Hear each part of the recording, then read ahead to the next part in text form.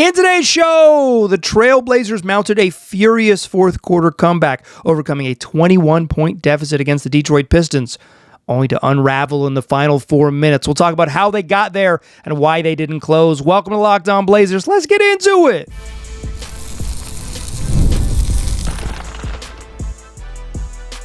You are Locked On Trailblazers, your daily Portland Trailblazers podcast, part of the Locked On Podcast Network. Your team every day.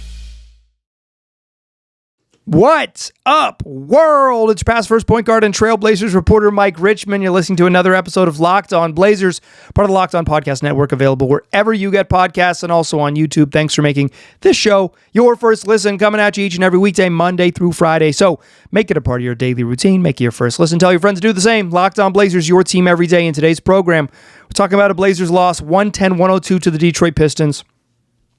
The Blazers looked overmatched for three quarters, outclassed by the best team in the Eastern Conference.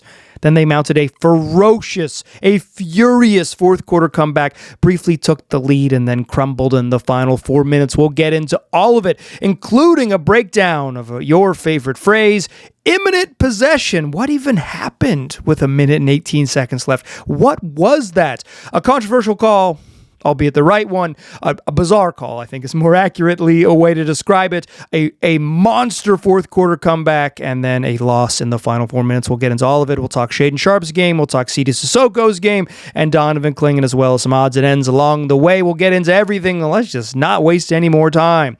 Blazers lose this one 110-102. Here's your fastest recap in the West. Blazers down 26-30 after one. Blazers open the first quarter 0 of 7 from three. Shaedon Sharpe's got 10 points. Nobody's making three-pointers. They're not out of it yet, but the bricks are going to keep on coming. They're down 10 at halftime, 51-61, but Pistons up by 10. Blazers are 3 of 19 from three. Got 19 turnovers.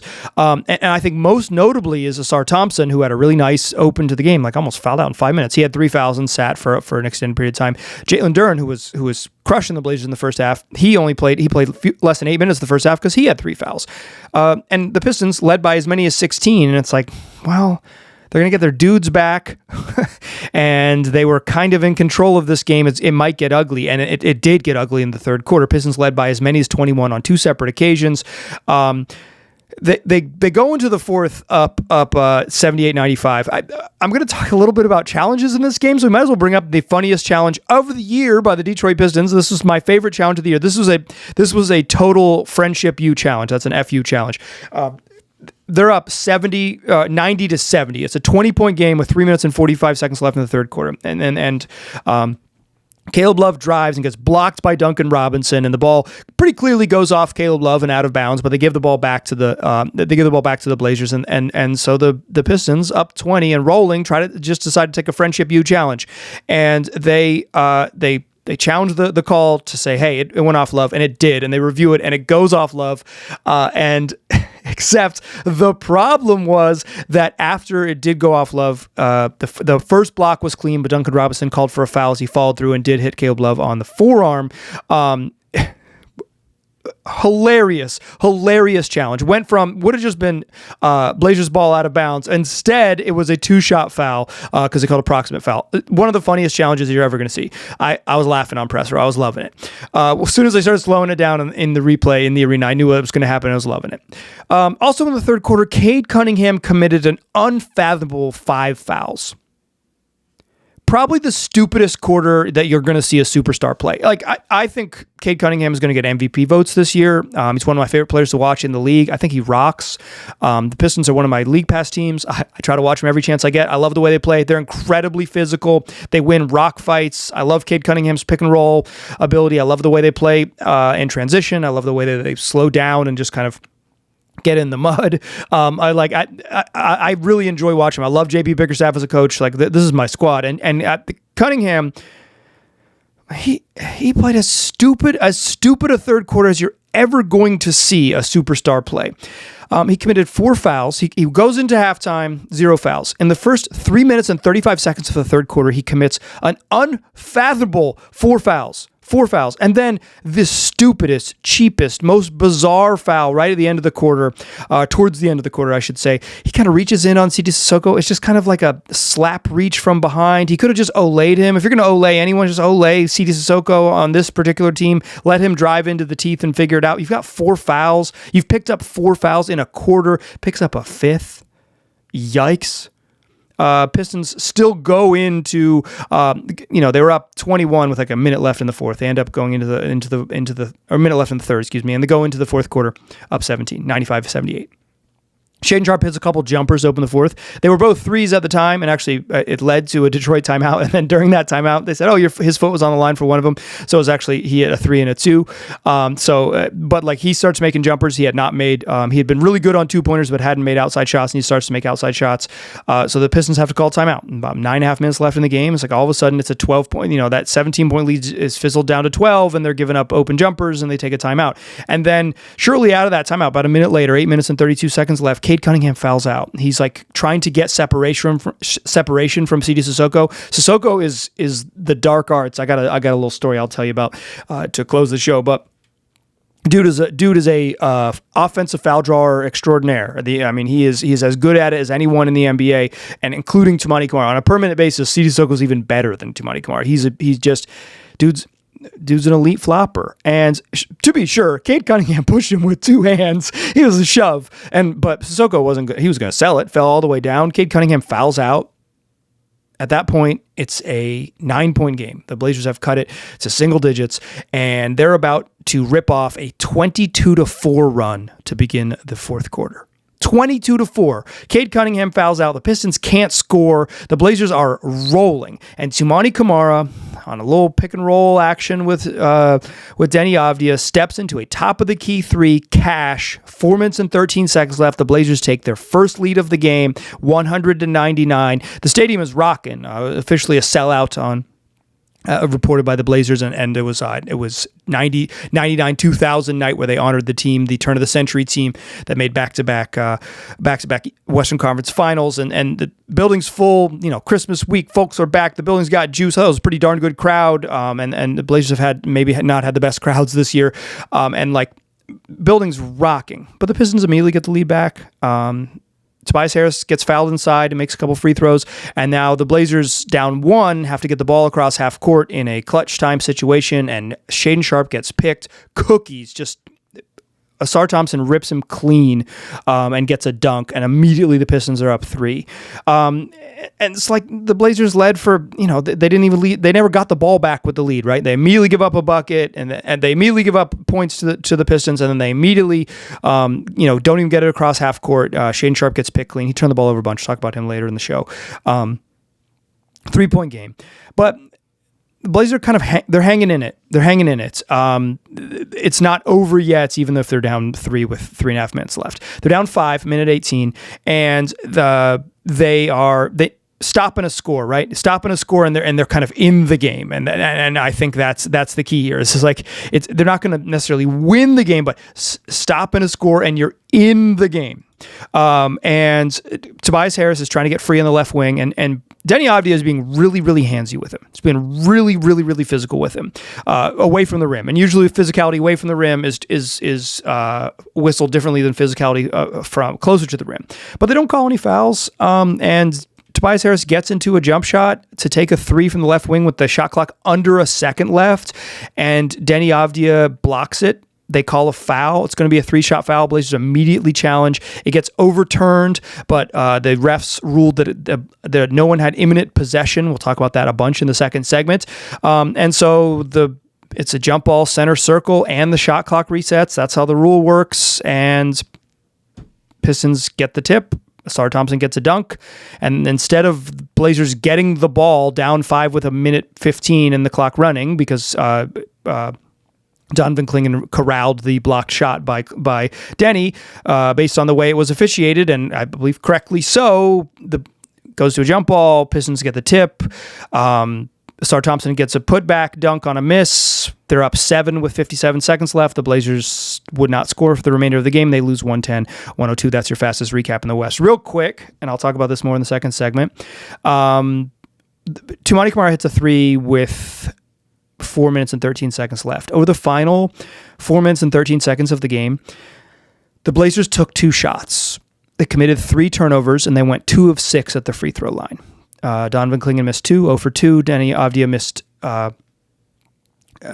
a couple. He was 2 for 4.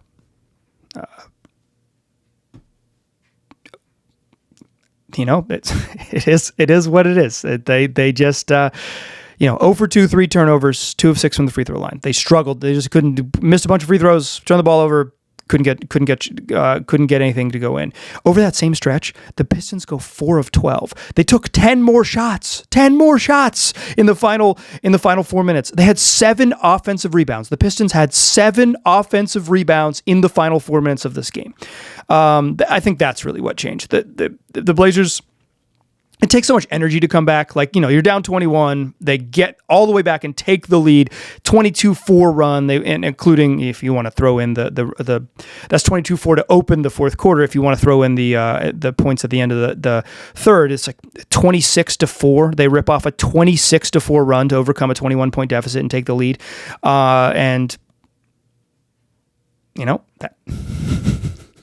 That's kind of that. It's kind of that. They just didn't score in the final 4 minutes, and they turned the ball over. And you use so much energy. You have to play near perfect, and even near perfect, you have a 1-point lead, and you had to. And it's tough. Let's talk imminent possession. And then we'll talk Shea and CD and Donovan, maybe a little Denny Avdia along the way as well. Join me in that second segment, won't ya? First, though, let's talk FanDuel. You know it, you love it. It is indeed the NFL season where Sundays move fast and Mondays move fast too. And your boy beat someone he went to middle school with to make the fantasy football playoffs, baby, because one big play or 5 touchdowns from Brock Purdy and suddenly everything feels different. That's what makes live betting with FanDuel so exciting. You're not just watching Brock Purdy throw for 5 touchdowns, you're reacting to it in real time. Colbert Middle School, stand up. With FanDuel, you can place bets as the action unfolds. So every drive, every momentum swing, every highlight moment. Live betting is the best when the game starts to shift. A receiver gets hot, a defense tightens up, or the momentum flips after a turnover. FanDuel lets you jump into the moment. So if you are going to lose in fantasy football to someone you went to middle school with, you can still bet live spreads and money lines that adjust instantly. There's player props that update as guys heat up, and you can bet next touchdown scorer, drive results, totals, and more. So if you want to be right in the middle of the action, even if you've got Christian McCaffrey and the other dude's got Brock Purdy, visit FanDuel.com and place your bets, your NFL live bets all season long. FanDuel, the game moves fast, and so can you.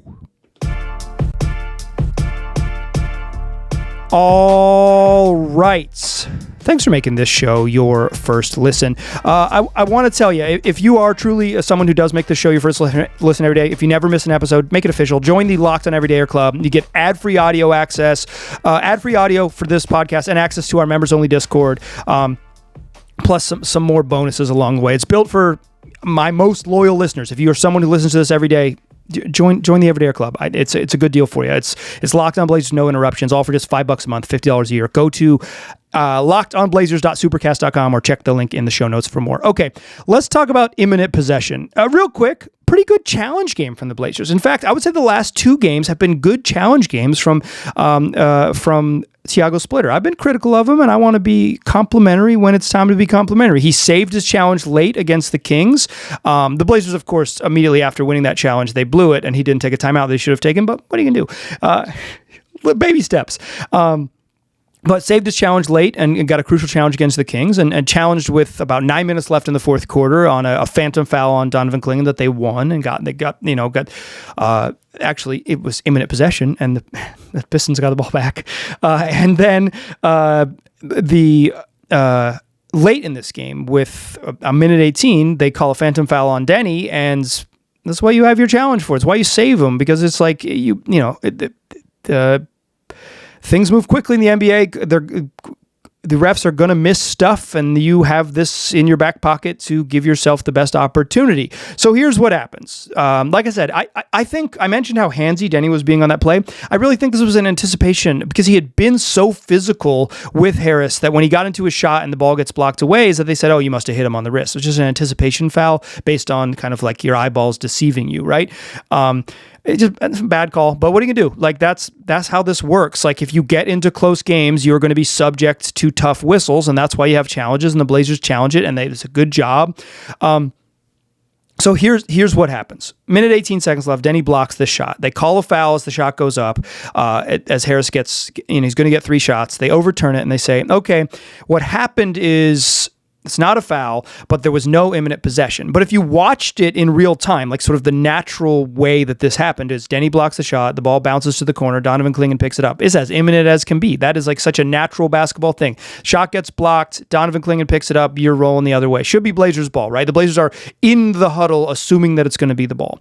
Assuming it's going to be their ball. In fact, I could watch when they were coming out and the ref said, hey, no imminent possession, it's going to be jump ball, any 2 center circle. I could tell the way the Blazers reacted, particularly Saint, the assistant coach, Patrick St. Andrew, that is like, what? No, that should be our ball. Like, what are you talking about?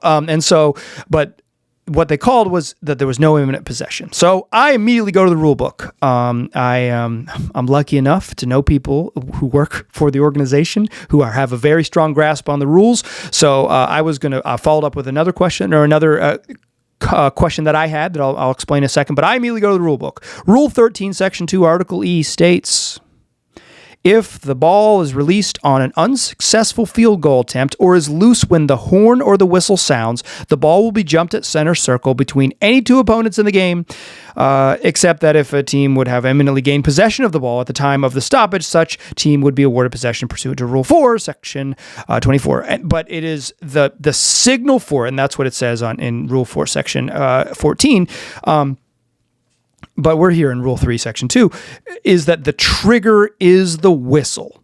It's not when the foul occurred, the trigger is the whistle. So at the 9-minute mark, when Donovan Clingan fouls Asar Thompson, doesn't foul Asar Thompson, the whistle came late.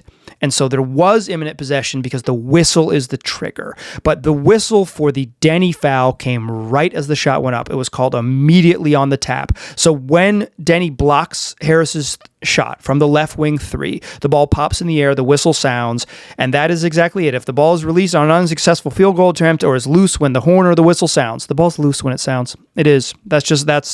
It's probably a silly rule, quite frankly, but that is assessed correctly. And then, importantly, the shot clock resets. So on no imminent possession, any 2 center circle shot clock full reset.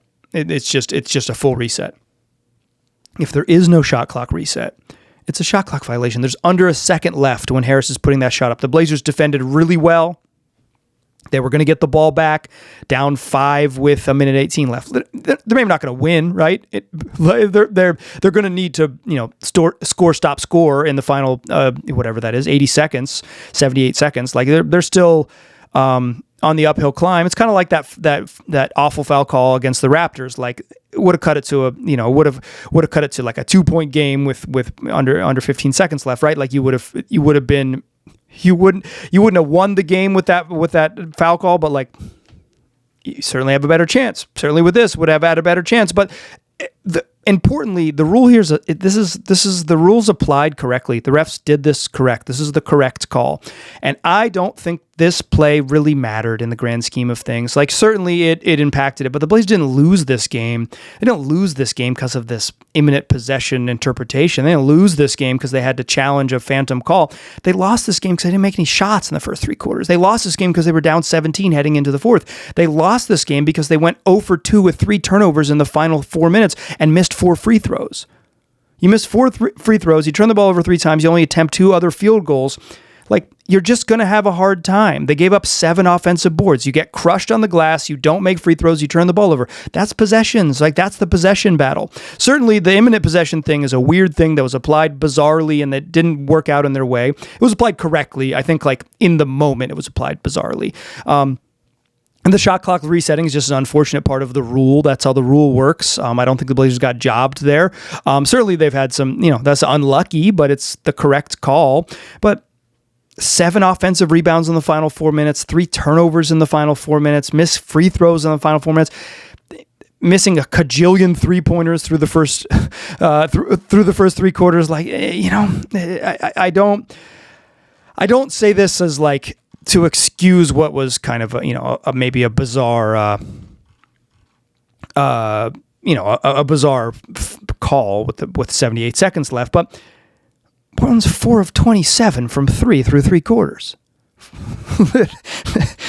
They're shooting under 15% from 3. It's the bricks, right? And they're playing this game without Jeremy Grant. Chris Murray's back in the starting lineup. They still don't have any NBA point guards. Like, shorthanded, all of those things, all of the caveats. But like, I don't think the whistle changed the outcome of this game. I think failure to execute in the final 4 minutes and having to come back. Like, that 22-4 run was awesome, and they felt great. Sidi Sissoko felt like, he said that they felt like, nobody can stop them, and you feel really good. And then all of a sudden, it's like you look up and it's 3 minutes left, and you're down 3, and you got to make plays, and they didn't make plays. They got a weird call, an unfortunate call, an unfortunate sort of rule, I would say. But because if the whistle just comes later, if it's a delayed whistle, that you get the ball, right? Like, it's bummer. So in any case, I think that was an important part of the game to know in terms of like understanding and interpreting an NBA game, but I don't think that was the deciding factor by any means. Let's talk Shea, let's talk CD, and let's talk Donovan Clingan, and we'll do and touch on some other things in the third segment. Join me there, won't ya? First, I want to tell you that today's show is brought to you by Robinhood. Nobody knows your money goals better than you, and Robinhood puts you in control of your money with tools that work as hard as you do, locking in on every opening, beating your PR, beating it again. Channel that drive into your money. Robinhood puts you in control of your money. You can trade stocks and ETFs, options, futures, and crypto all on one platform. You can now build and execute your own trades from a desktop with Robinhood Legends advanced tools, or take advantage of the new Robinhood strategies with a tailored portfolio managed by a team of experts. You expect more from yourself, expect more from your money. Get started today at robinhood.com/yourmoney. Again, that's robinhood.com/yourmoney. Your money, your move. Still a pass first point guard. Still Mike Richmond. Still listen to Locked On Blazers. I thought the Blazers without Jeremy Grant the last couple games, you just see, obviously they've been limited with offensive options regardless, but you just see how much pressure Jeremy's able to take off of Shaedon Sharpe and Deni Avdija. I thought Deni kind of had a stinker in this game. Like, I don't think Deni played particularly well at all. And like, I don't think he was capital B bad, but I don't think Deni was very good. And he finished with 18 points, 8 boards, and 9 assists. Deni's he's prolific, but 4 of 12 from the floor, missed 6 free throws, 9 of 15. He's the real culprit in the missed free throw stuff. I don't think he was very good. Early on, Shaedon Sharpe was awesome. Like, he had 10 in the first quarter. He started 9 of 10 on 2-pointers to begin the game. Like, he was making everything. Didn't make threes very well, but he had a foot on the line too. So he had a very long 2-pointer. Finished 1 of 6 from 3. Started 0-5, but I thought Sharpe's. He had to play some minutes in the first half, without Deni on the court, and I thought some of Sharpe's lack of true lead guard skills kind of caught up with him. But for the most part, I thought I thought he played a strong offensive game. He had a career high 5 steals. I don't think this was an awesome defensive game. I'm not going to say that, but 5 steals. He was opportunistic and made some plays there. I think steals are not a very good measure of defense necessarily, but certainly it's a notable 25 points and a career high 5 steals. I think that's a pretty darn good game. 11 of 21 from the floor. Didn't shoot great from 3, but still, you make half your shots. You like him to shoot more free throws than he does, but I don't think.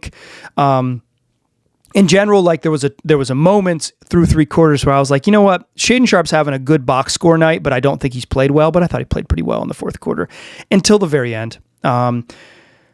He gets ripped in the backcourt by Asar Thompson. Asar Thompson's an awesome defensive player. He had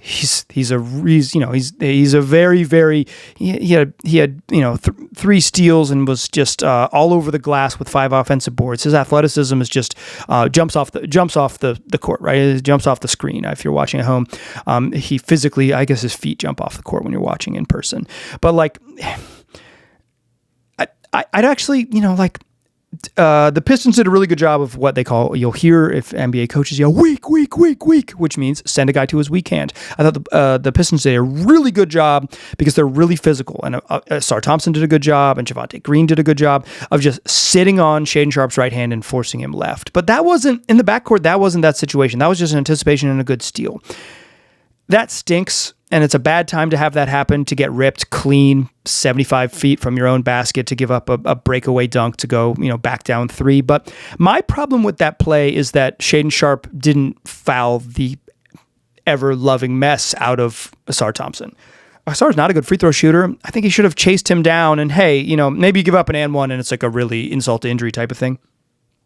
Or I guess injury to insult. But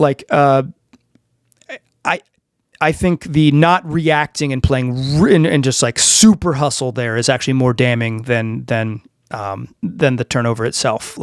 You don't want to get ripped, right? His handle has to get better, particularly with his left hand. I think I saw that tonight. He had 8 turnovers, 2 right away in the third quarter, just like unforced, a bad pass, like right out of halftime, just like a bad pass. And then he stepped out of bounds late in this game and had this, got ripped in the backcourt and late in this game, had 2 turnovers in the final 4 minutes as well. I don't think Sharpe was, Sharpe's not like the culprit here. I just thought the struggles he had were in bad moments. Like the turning the ball over a couple times late was just like bad moments. And I think this is just like a lot of this with Shea is skill stuff. He just has to get stronger with his handle. And that's something you can get better at. Stronger with his handle. But I also I just think you got to chase a Sar Thompson down and make a play there. At least try to make a play there. That was, to me, notable kind of just like, I don't know, hanging your head type of moment. Okay, C.D. Sissoko. He was a real spark plug off the bench in this game. 16 points, 3 assists, 3 boards. He did turn the ball over 3 times. He's chaotic. Missed all of his threes, made all of his twos, and then shot freaking 13 free throws in this game. Coming into this game, C.D. Sissoko had taken 21 free throw attempts in 462 minutes this season. 21 free throws in 462 minutes. And then he turns around and takes 13 in 27 minutes on Monday against the Pistons. So active, so physical, driving to the rim, knowing that they need him to be aggressive off the bounce, aggressive as a cutter, aggressive, trying to fight for offensive boards. There was a play in the first half where he got, in the second half in the third quarter where he kind of got mixed up with beefing with Isaiah Stewart, kind of getting physical. Everybody beefs with Isaiah Stewart. It's what he does. He beefs Stu. But CD doesn't back down. He really, they need a little spark, and he provided a little spark, and some of that spark was getting to the free throw line. Quite frankly, more than he ever has in his career. 13 in this game, 21 in coming into the game on the season. 21 in 462 minutes, 13 in 27 minutes on Monday. CD was really active. And they needed him. His defense was good. I thought he really outplayed Chris Murray, who had an anonymous game. I thought Tumani Kamara had he had a huge 3, right, with 4 minutes left, but just an anonymous game from Tumani. Was he in this game? Fouled out in 29 minutes with 8 points, 2 rebounds. Turned the ball over 3 times because everybody was getting in on the action, turning the ball over. I thought Chris Murray just had a cardio game, didn't do anything in his 28 minutes. I thought Tumani, they need more from him in these games when they're so shorthand. They just need him to make shots. Not so much create off the bounce, not do stuff outside of his wheelhouse, but 2 of 6 from 3. Obviously, you're basically a make away from having a good game. You go 3 of 6, really good game. 3 of 7, totally good, totally reasonable game. So we're talking 1 made 3, but I just for the most part through 3 quarters, just a silent game from Murray. I thought Donovan Clingan had a really, really solid night. Not otherworldly, but 17 points, 10 boards. I thought he was really physical.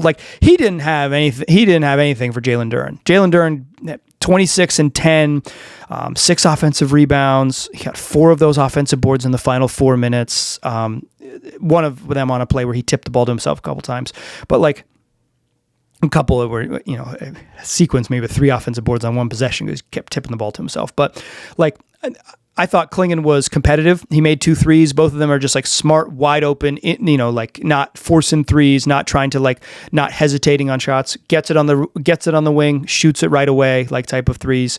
I thought he was physical. I thought he was competitive. I thought he played a pretty darn good game. I know he couldn't handle Duran and he couldn't keep him off the glass, but I thought this was a good Klingon game. He's had a back-to-back, kind of solid performances, and I think that's what you want to see. The real truth is, the Blazers are shorthanded. They're playing one of the best teams in the league. Pistons are really good. Even if Cade Cunningham had one of the dumbest second halves you're ever going to see, Pistons are really good. And they were able to kind of close the game in the way they were able to, win the final 4 minutes because they're just sort of relentless and physical and they're going to get after it. And the Blazers made some mistakes and missed some free throws, and so be it. I didn't really talk about it, but I am going to on a show that's going to come out later this week. 99-2000 night. Before the game, Damon Stoudemire and Steve Smith, Bonzi Wells, and head coach Mike Dunleavy, former head coach Mike Dunleavy, all spoke to the press. They honored those members of those teams, the 98-99 and the 99-2000 teams, at half court, at midcourt at halftime. Damon Stoudemire spoke to the crowd. I have some thoughts on that team and that experience because I thought it was not exactly what I would have anticipated in terms of the thematically what was discussed.